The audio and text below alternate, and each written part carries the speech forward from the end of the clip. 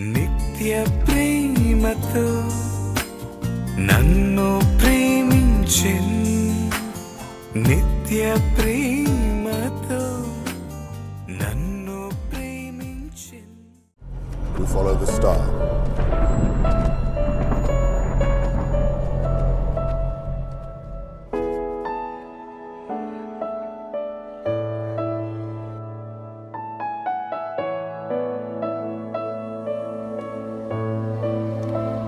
His name is Jesus.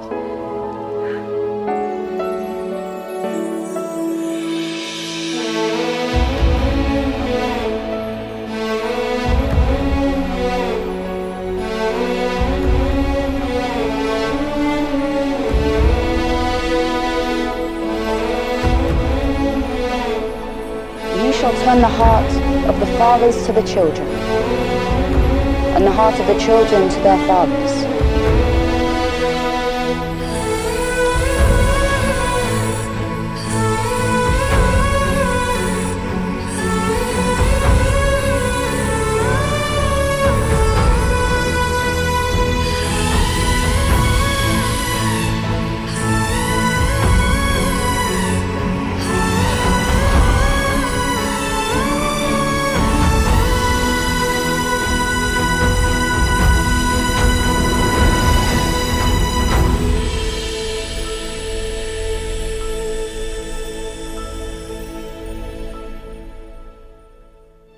నిత్య ప్రేమతో నన్ను ప్రేమించెన్, నిత్య ప్రేమతో నన్ను ప్రేమించెన్.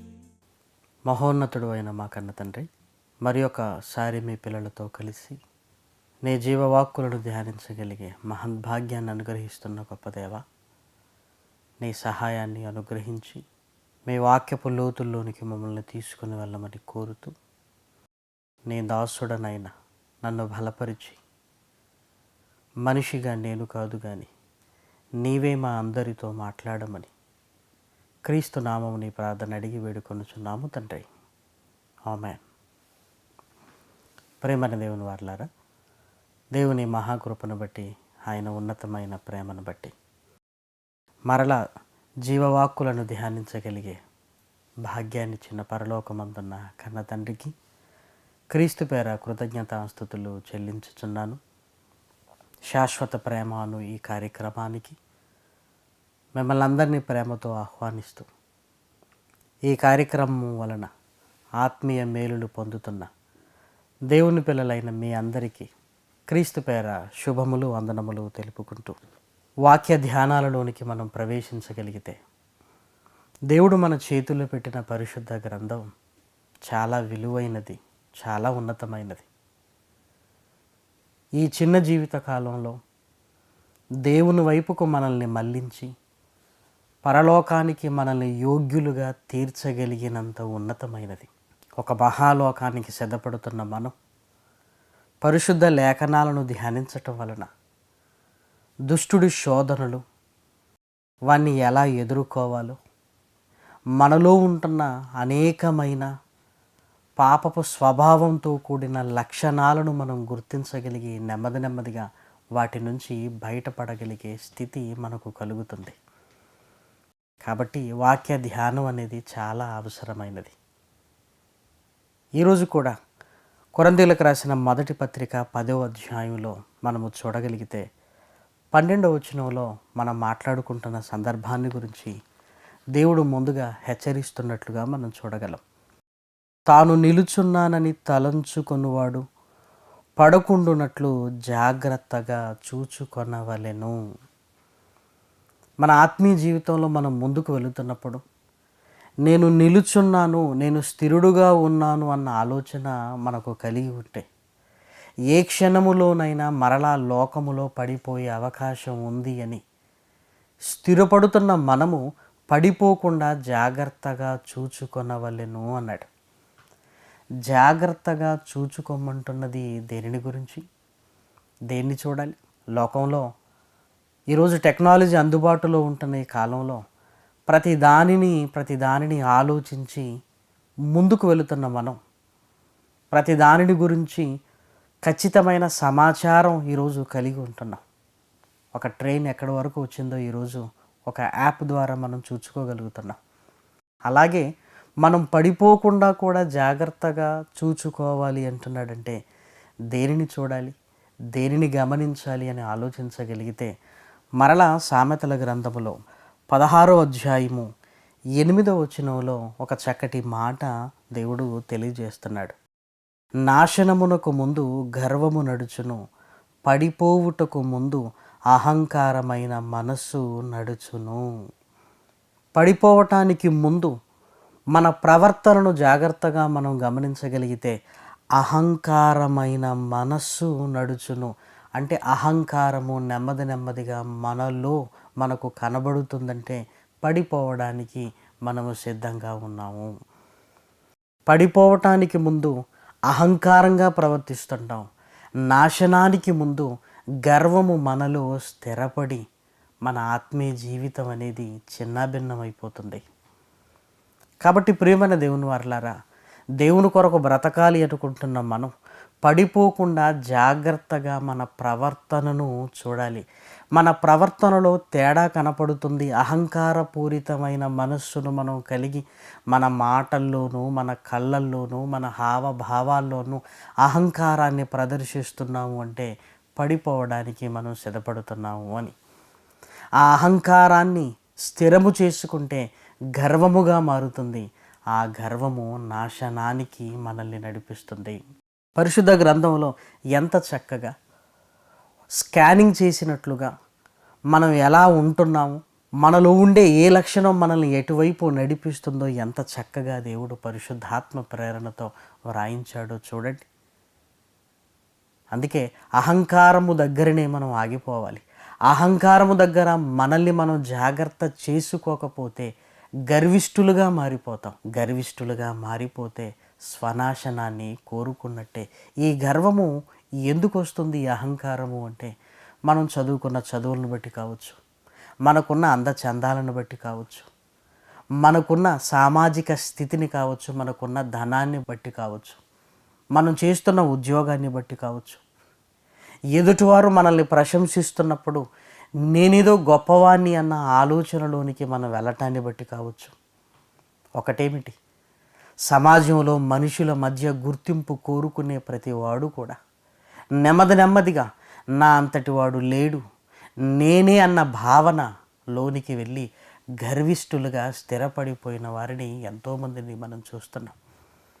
ఆ గర్వము ఎంత ప్రమాదకరమైనదో పరిశుద్ధ గ్రంథములోనికి వెళ్ళి మనం ఆలోచించగలిగితే చాలా ఆశ్చర్యాన్ని వ్యక్తం చేస్తాం ప్రియమైన వారలారా. ఎందుకంటే గర్వము ఎప్పుడూ ప్రమాదకరమైనదిగానే మానవ జీవితాలలో దేవునికి దూరం చేసే ఒక భయంకరమైన లక్షణముగా కొనసాగుతూనే ఉంది ఈరోజు. ఆ గర్వము ఎంత ప్రమాదకరమైనదిగా మారిపోతుందో పరిశుద్ధ గ్రంథములోనికి వెళ్ళి చూడగలిగితే సామెతల గ్రంథము 13వ అధ్యాయము 10వ వచనంలో గర్వము వలన జగడమే పుట్టును, గర్వము వలన జగడమే పుట్టును, ఆలోచన వినువానికి జ్ఞానము కలుగును. గర్విష్ఠుల మనస్సు జగడము పుట్టిస్తుంది అంటే అక్కడ ఉంటున్న వాతావరణం అంతా గొడవలుగా మారిపోతుంది. సంతోషం ఉండదు, సమాధానం ఉండదు. తనను తాను తగ్గించుకునే స్థితి లేనప్పుడు నేను ఎవరి మాట వినాలి, ఎందుకు వినాలి, నాకు చెప్పేంత వాడవయ్యావా అని నెమ్మదిగా ఆత్మీయ వాతావరణం కాస్త జగడముగా గొడవలమయముగా మారిపోతుంది. తద్వారా ప్రశాంతత, నెమ్మది, నిజమైన సంతోషం అనేది మనకు దూరం అవుతుంది. అంతేకాదు సామెతల గ్రంథము 29వ అధ్యాయములో కూడా వ్రాయబడిన మాటను మనం చూడగలిగితే 29వ అధ్యాయము 23వ వచనాన్ని దయచేసి చూడండి. 29వ అధ్యాయము 23వ వచనం, ఎవని గర్వము వానిని తగ్గించును, వినయ మనస్కుడు ఘనత నొందును. గర్వము వలన మనం గొప్పవారం అవుతాము అనుకుంటుంటాం, కానీ గర్వము వలన ఇదిగో మనం తగ్గించబడతాము అని వ్రాయబడింది.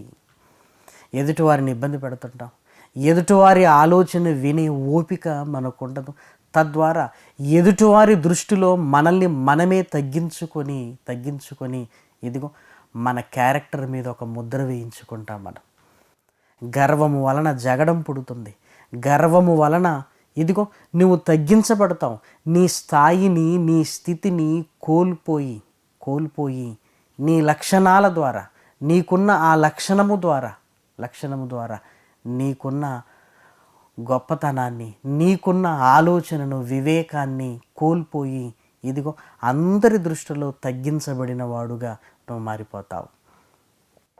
అంతేకాదు, తిమోతి గారికి రాసిన మొదటి పత్రిక 3వ అధ్యాయము 6వ వచనంలో కూడా వ్రాయబడిన మాట చూడగలిగితే, అతడు గర్వాంధుడై అపవాదికి కలిగిన శిక్షా విధికి లోబడకుండునట్లు క్రొత్తగా చేరిన వాడై ఉండకూడదు.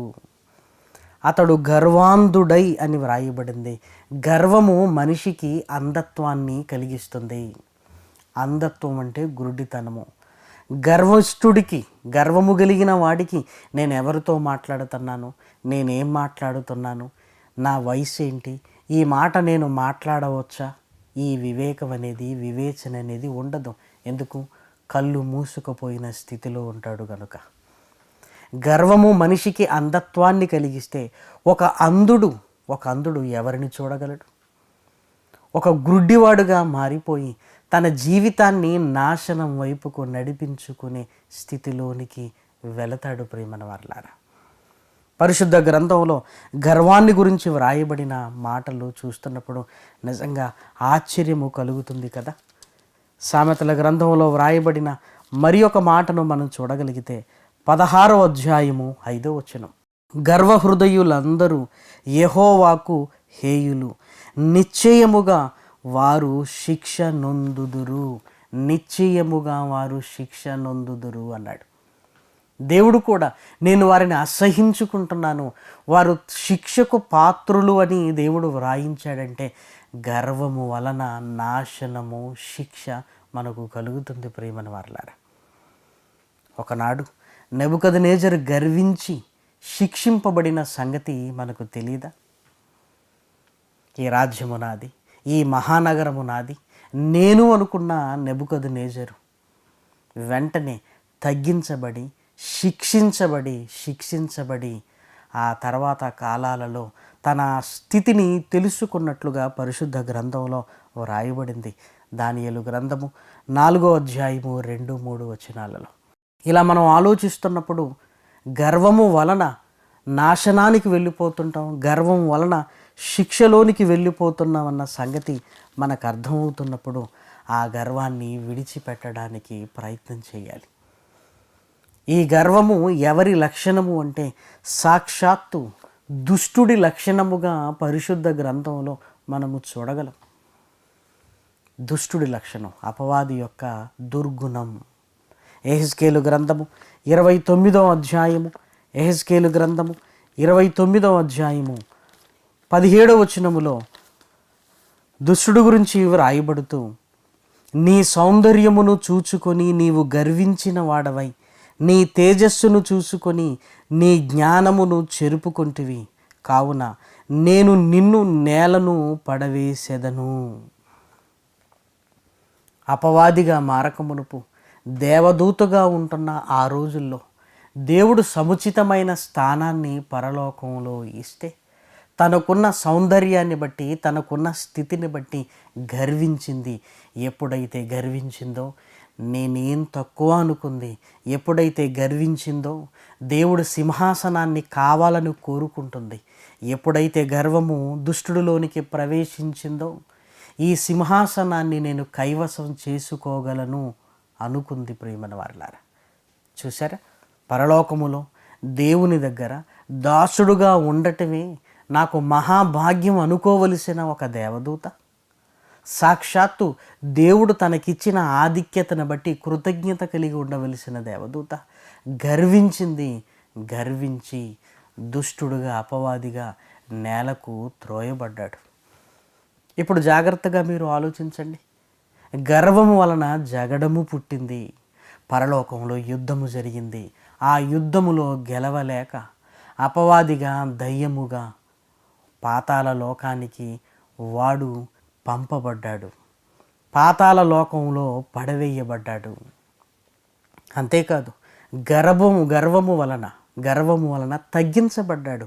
పరలోకంలో ఉంటున్న దేవదూతగా ఉన్నప్పుడు ఆ స్థాయి ఏంటి, పాతాళ లోకంలో ఒక మూలకు త్రోయబడిన స్థితి ఏంటో ఆలోచించండి. అంతేకాదు గర్వాంధుడయ్యాడు.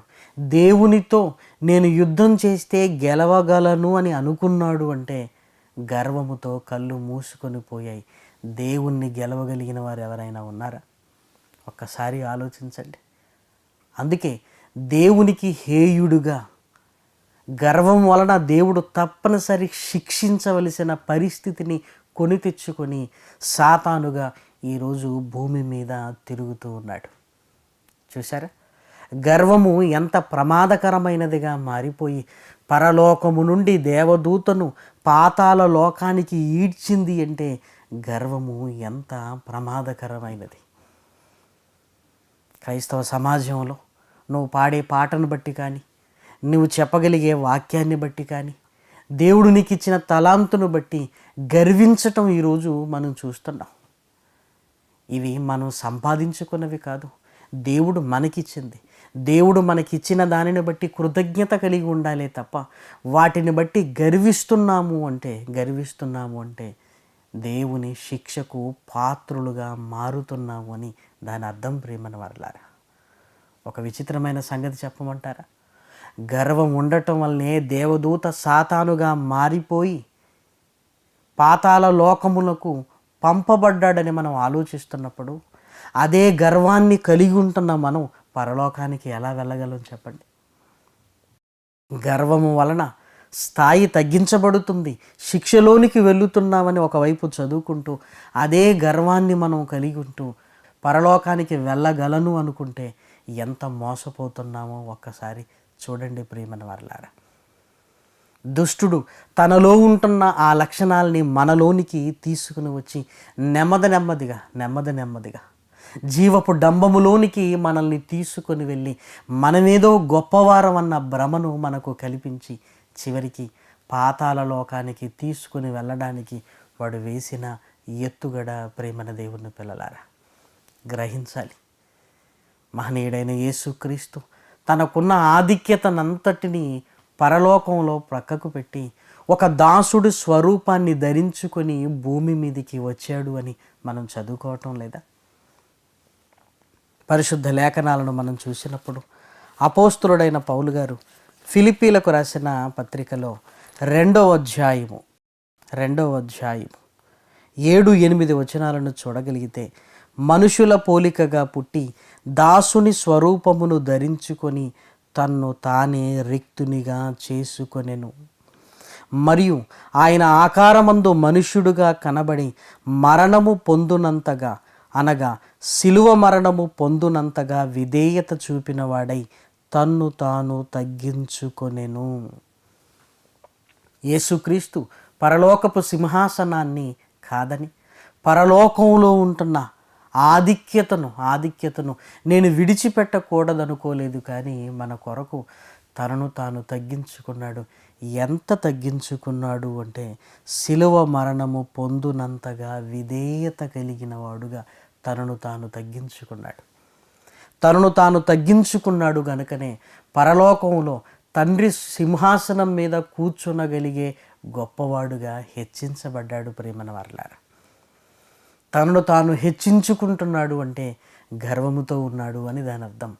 తనను తాను హెచ్చించుకొనివాడు తగ్గించబడును, తనను తాను తగ్గించుకొనివాడు హెచ్చించబడును అన్న వాక్యము మనకు తెలుసు కదా. మహనీయుడైన యేసుక్రీస్తు పరలోకం నుండి ఈ భూమి మీదికి రావటంలోనే కాదు తగ్గింపు, ఆయన జీవన విధానము మనం చూడగలిగితే ఈ భూమి మీద ఏది సంపాదించుకోలేదు. అద్భుతాలు చేయగలిగిన సామర్థ్యము కలిగి ఉండి, ఇదిగో నేనే అని ఏ రోజు మాట్లాడలేదు. నా తండ్రి గొప్పవాడు, నా తండ్రి నాతో ఉండి ఇవన్నీ చేయిస్తున్నాడు అని తండ్రిని గణపరిచాడు.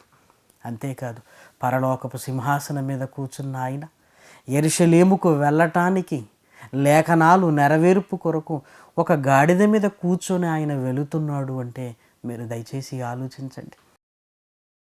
తనను తాను ఎంత తగ్గించుకున్నాడు. ఒక గాడిద మీద కూర్చొని ప్రయాణము చేస్తున్నాడు అంటే ఎంతకంటే తగ్గింపు ఏముంది ప్రియమైన దేవుని వారలారా. తనకున్న దేవుని తోడ్పాటును బట్టి గర్వించలేదు. తాను చేయగలుగుతున్న మహా అద్భుతాలను బట్టి గర్వించలేదు. తాను చెబుతున్న మహా జ్ఞానాన్ని బట్టి గర్వించలేదు. పరిశుద్ధాత్మ అందలి సంతోషాన్ని అనుభవించాడే తప్ప గర్వించలేదు. మహనీయుడు శిలువ మీద కూడా విధేయత కలిగిన వాడుగా కనబడుతున్నప్పుడు యేసుక్రీస్తు విధేయత మరలా ఆయనను మృతుల పునరుత్థానాన్ని గావించి పరలోకపు మహిమ కొరకు ఆయనను సిద్ధపరిచి పరలోకపు సింహాసనానికి ఆయనను తీసుకుని వెళ్ళింది. కాబట్టి ప్రియమైన దేవుని పిల్లలారా, గర్వము నాశనానికి నడుపుతుంది. అపవాది నాశనము గర్వం వలనే ప్రారంభమైంది. మరలా ఆ నాశనాన్ని మనకు తీసుకొని రావటానికి నెమ్మదిగా అహంకారపూరితమైన మనసును కలిగిస్తుంది. అహంకారము మనలోనికి వచ్చింది అంటే పడిపోవడానికి మనం సిద్ధంగా ఉన్నామని దాని అర్థం. అహంకారాన్ని మనం గుర్తించకపోతే గర్వముగా మారుతుంది. గర్వమే మనలో స్థిరపడితే నాశనానికి వెళ్ళిపోవటం అనేది తథ్యము. ఒక మహాలోకానికి, దేవుడుంటున్న పరలోకానికి వెళ్ళాలనుకుంటున్న మనము ఇదిగో గర్వాన్ని కలిగి ఉండకుండా దేవుడు మనకిచ్చిన స్థితిని బట్టి, స్థాయిని బట్టి కృతజ్ఞత కలిగి ఉంటూ విధేయత కలిగి మన ఆత్మీయ జీవితాన్ని ముందుకు తీసుకొని వెళ్ళవలసిందిగా మిమ్మల్ని కోరుకుంటున్నాను. ఈ మాటలు కేవలం విని సంతోషించక నెమ్మదిగా మనలో ఉంటున్న ఆ దుర్గుణాలను తీసివేసుకుంటూ దేవుని వాక్యాన్ని బట్టి పవిత్రపరుచుకుంటూ మనల్ని మనము పవిత్రపరుచుకుంటూ మన ఆత్మీయ జీవితంలో ముందుకు వెళ్ళాలి. గర్వం వల్ల రాజ్యాలను కోల్పోయిన వారు ఉన్నారు. గర్వము వలన నాశనాన్ని తెచ్చుకున్నవారు పరిశుద్ధ గ్రంథంలో చాలామంది మనకు కనపడుతున్నారు. వారందరిని చూసినప్పుడు ఆ గర్వము ఎట్టి పరిస్థితుల్లో మన ఆత్మీయ జీవితానికి పనికిరాదని గ్రహించి వినయ మనసుకు కలిగి, విధేయత కలిగి, కృతజ్ఞత కలిగి దేవుని కొరకు బ్రతకాలి యేసుక్రీస్తు వలె అని మిమ్మల్ని అందరినీ కోరుకొనొచ్చు.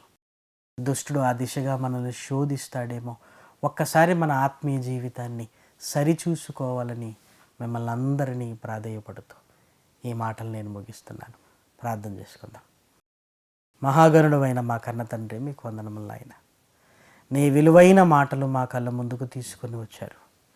కేవలం విని సంతోషించువారుగా కాక విన్న ప్రతి మాట ప్రకారముగా మా బ్రతుకులను మలుచుకొనగలిగే భాగ్యాన్ని ఇవ్వండి. శాశ్వత ప్రేమ అనే ఈ కార్యక్రమాలు అనేకులకు దీవెనకరంగా ఆత్మీయ జీవితంలో వర్ధిల్లున్నట్లుగా నాయన నీ కృపను తోడుగా ఇప్పటి వరకు మీరు చూపించారు. ఇక ముందు కూడా నాయన నీ కృపను మాతో ఉంచండి. దీని కొరకు సహాయ సహకారాలు అందిస్తున్న మీ పిల్లల్ని నాయన, వారి కుటుంబాలను దీవించండి. ప్రార్థనా సహాయాన్ని కోరిన మీ పిల్లల్ని కూడా కృపతో జ్ఞాపకము చేసుకొని నాయన నీ ప్రేమను, నీ శాంతి సమాధానాలను వారి హృదయంలో నింపమని కోరుతూ ఇప్పటి వరకు నువ్వు చేసిన సహాయానికై నిన్ను స్తుతిస్తూ, నిన్ను గణపరుస్తూ సమస్తమును నీ పాదాల చెంత పెడుతూ క్రీస్తు నామం నీ ప్రార్థన అడిగి వేడుకొనుచున్నాము తండ్రి. ఆమేన్. మన తండ్రి అయిన దేవుని ప్రేమ, కుమారుడైన యేసు క్రీస్తు కృప, పరిశుద్ధాత్మ యొక్క అన్యోన్యమైన సహవాసము ఎప్పుడును ఎల్లప్పుడూ సదాకాలము కూడి వచ్చిన మనందరికీ తోడైండునుగాక. ఆమేన్.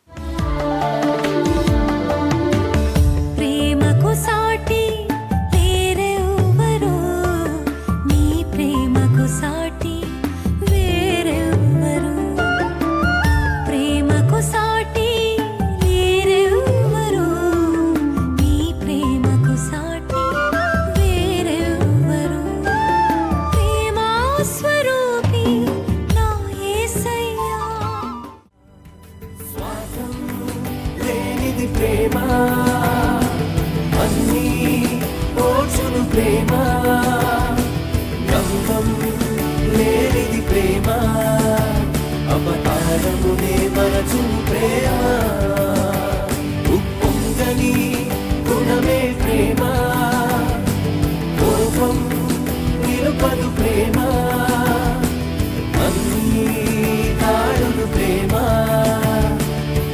అవసరమే పడనిది ప్రేమ దయనే చూపును ప్రేమ కలిగే చేచును ప్రేమ సహనం చూపును ప్రేమ నిరీక్షణతో నిలుచును ప్రేమ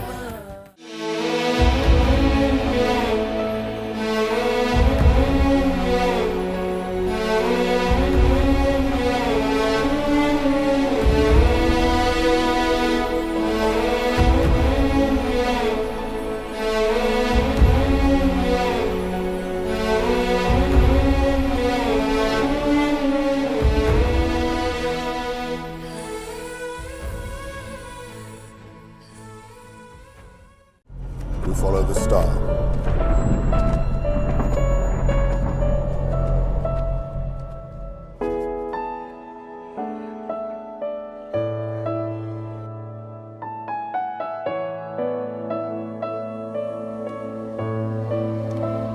His name is Jesus.